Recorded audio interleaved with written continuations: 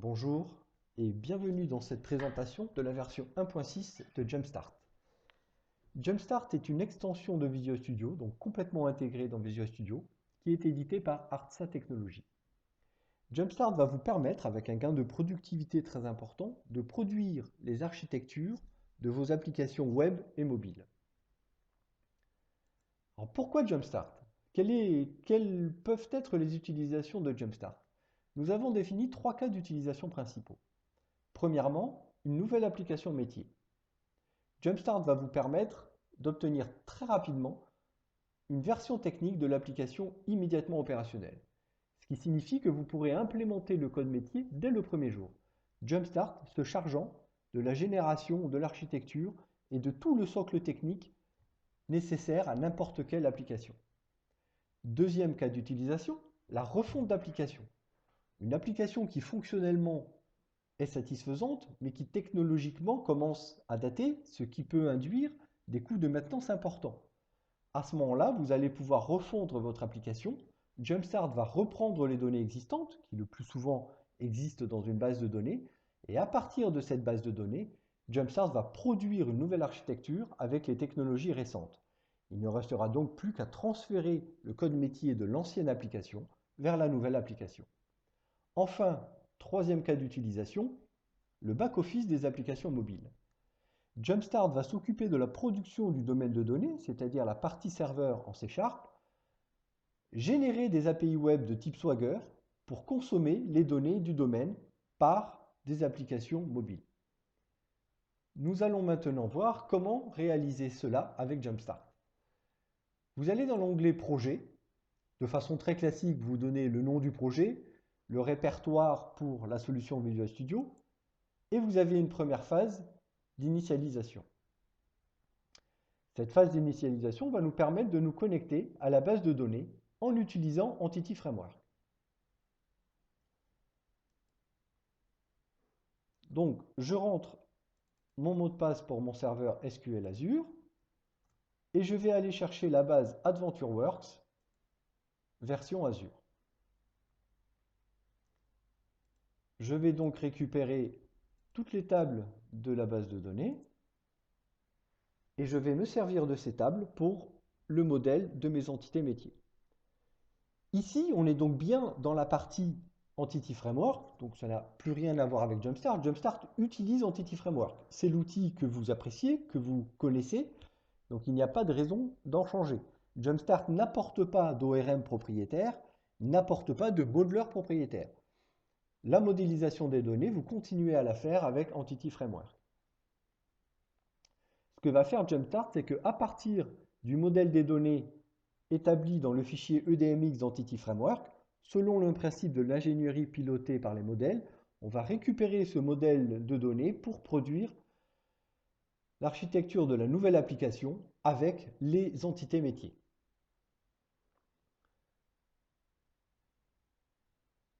Donc la phase d'initialisation va se terminer. Voilà. Donc on va s'arrêter quelques instants sur ce qui a été produit pour le moment. Donc Jumpstart a créé la solution Visual Studio avec un domaine de données dans lequel on va retrouver trois couches. La couche persistance, la couche d'accès aux données, la couche métier, qui est ici scindée en deux projets business et business entities, et la couche de service. Pour le moment, il n'y a que les interfaces. Les services vont venir s'ajouter dans la deuxième phase. Là, vous voyez que justement, deux onglets supplémentaires sont apparus. Onglet service, pour définir quel service on veut, sous quel type, comment est-ce que je vais configurer les services de mon domaine, et les interfaces utilisateurs qui vont donc venir appeler les services du domaine de données pour consommer les données du domaine. Ce que l'on va réaliser dans cette vidéo, c'est l'architecture suivante. À savoir, on part de la base AdventureWorks sur Azure, donc d'un serveur SQL Azure. Le domaine de données qui a déjà été produit dans la phase d'initialisation va contenir la couche d'accès aux données, dans laquelle on va beaucoup utiliser Entity Framework, la couche métier, avec du code C# en classe partielle, des classes partielles pour le code autogénéré et les classes partielles pour le code métier fonctionnel propre à l'application que vous rajouterez par la suite. Et enfin, une couche de service pour exposer les données du domaine vers l'extérieur. Ensuite, nous allons créer un site web MVC5 qui va consommer les services en mode WCF et des web API de type Swagger complètement compatibles openapi.org qui, eux, vont consommer les services sous la forme d'une DLL. Ces web API Swagger, on imagine qu'ils pourraient évidemment très bien être appelés par des applications mobiles, par des technologies hors Microsoft pour consommer les services du domaine de données. Donc voyons comment réaliser cela avec Jumpstart. Donc dans notre onglet services, on va donc choisir, pour respecter l'architecture que l'on veut générer, de produire les services en WCF et en DLL. Et dans notre interface utilisateur, on va générer des vues ASP.NET MVC5. Ce site MVC5, pour le domaine de données, appellera les services WCF et les Web API, toujours pour le même domaine de données, appelleront les services sous forme d'une DLL.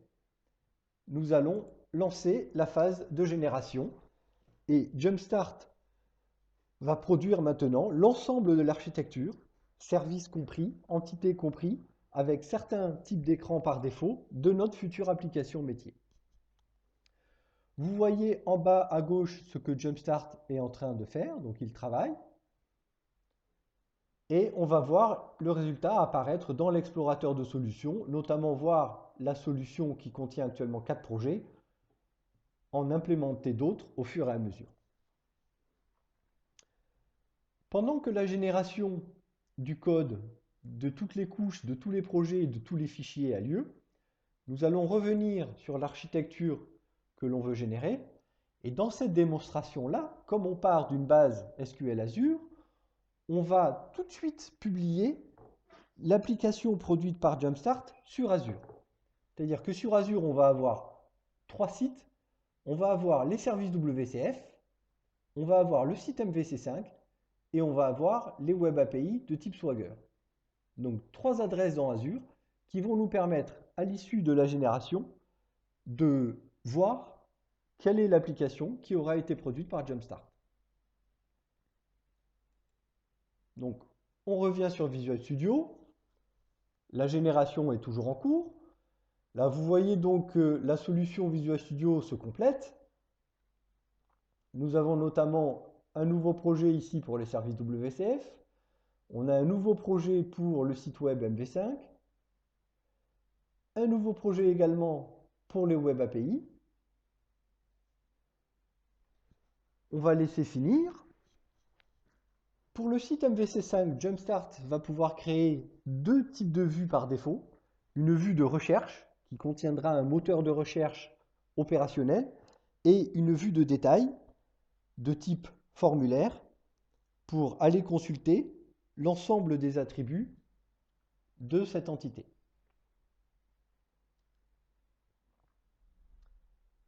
Une fois la génération terminée, nous regarderons à quoi ressemble la solution Visual Studio qui aura été créée, qui aura été générée.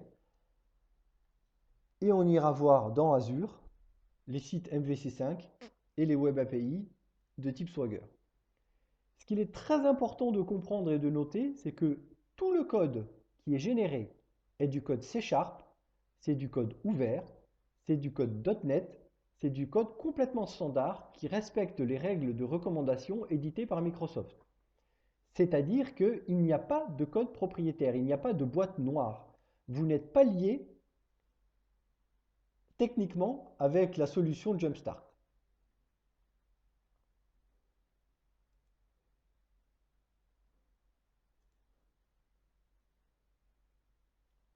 Voilà, la génération est presque terminée. Vous pouvez donc très bien produire une application avec Jumpstart et récupérer la solution Visual Studio, tout le code qui est dedans, et continuer à implémenter votre code métier et votre code fonctionnel sans Jumpstart. Encore une fois, pas de code propriétaire, pas de boîte noire, aucun lien technique avec Jumpstart. La génération est terminée. On va donc voir ce qui a été fait. donc notre solution Visual Studio, le domaine de données dans lequel se sont ajoutés deux nouveaux projets, les services en mode DLL et les services en WCF. Un répertoire test, ça c'est une option. On peut, avec Jumpstart, générer les projets de test unitaires pour les trois couches du domaine de données. Nous avons ici notre site MVC5 et les Web API qui sont là. Donc les Web API, le MVC5 et les services WCF peuvent évidemment être publiés sur Azure. Et on va aller voir le résultat tout de suite. Donc ça, c'est les Web API de type Swagger. Et ça, c'est notre site MVC5. Dans le site MVC5, on va retrouver par exemple l'ensemble des entités de notre modèle. On va aller voir l'entité Customer. Là, nous allons arriver sur le premier type d'écran, qui est donc un écran de type recherche. Dans cet écran de type recherche, nous avons en haut, en bandeau haut, les critères de recherche et en bas, de façon tout à fait classique, la grille de résultats. Les critères de recherche, les attributs qui sont sélectionnés, peuvent être choisis beaucoup plus précisément dans le Jumpstart. Je ne l'ai pas fait ici pour cette démonstration. On va par exemple s'occuper de l'enregistrement numéro 6. Donc nous allons éditer cet enregistrement. Nous passons donc dans la deuxième vue générée par défaut qui est la vue de détail. Et nous allons par exemple ajouter un suffixe blabla pour cette entité. On va éditer. Nous revenons donc sur la grille de résultats. Et sur cette grille de résultats, on constate bien que l'enregistrement numéro 6, il a bien blabla en suffixe. Maintenant, on passe du côté de nos Web API Swagger. On va aller chercher l'enregistrement numéro 6 pour le customer.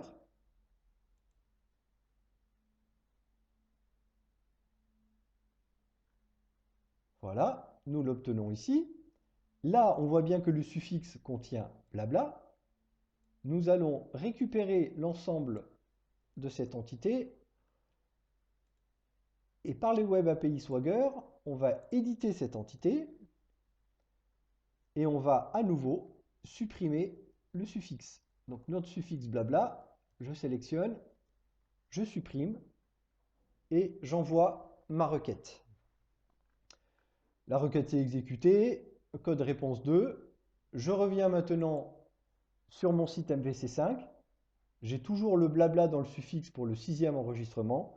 Je rafraîchis mon site.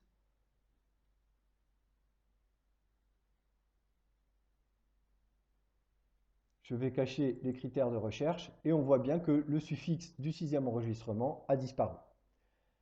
Voilà donc une présentation très basique, très simple, pour vous montrer que Jumpstart est capable de produire toute l'architecture de vos applications métiers, web ou mobile.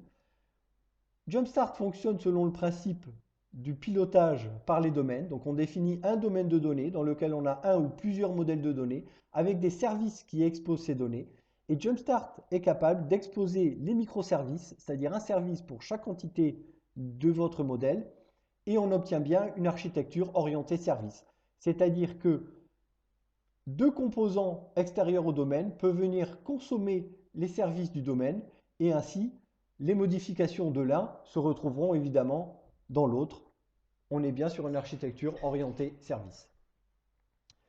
Si vous voulez aller plus loin avec Jumpstart, vous avez l'accès sur Azure à ce que je viens de vous montrer. Donc le site MVC5, les Web API Swagger et les services WCF. Ils sont en accès libre à ces adresses. Pour aller plus loin et pour tester vous-même Jumpstart, vous pouvez télécharger le VSX depuis la galerie Visual Studio à cette adresse. Vous aurez automatiquement une licence d'essai pendant 30 jours, à condition d'être connecté à votre Visual Studio avec un compte Microsoft valide. Et enfin, si vous voulez vraiment aller plus loin, obtenir d'autres renseignements sur Jumpstart ou nous faire part de vos avis, de vos critiques, on est toujours évidemment très attentif à savoir ce que peuvent penser nos utilisateurs, vous pouvez nous contacter à l'adresse contact@artsatechnology.com. Merci beaucoup pour cette démonstration et à très bientôt avec Jumpstart.